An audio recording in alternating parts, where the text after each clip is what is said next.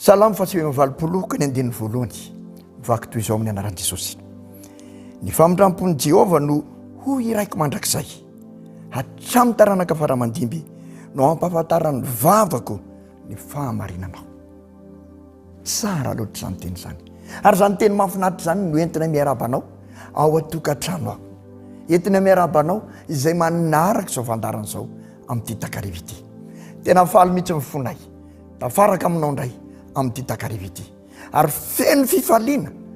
Satria raha tamin'ny herinandro ohatran'izao tsika mianakavy ny tafaraka. Niaraka tamin'ny feo adventiste soamanandrarina. Izao indray tsika mianakavy tafaraka. Hiderin'Andriamanitra miaraka amin'ireo vahiny izay nasaina. Isaorana Andriamanitra ary isaorana ianao tafaraka eto. Tsy adino tompoko, tsy adino mihitsy manonona ny fiadanan'ny tompo ho aminao sy ny tokantranao, mankasika anao rehetra enganie ho feno izany fiadanan'ny tompo izany. Ary dia atsiaro tena hanana fiadanana tokoa anenao eo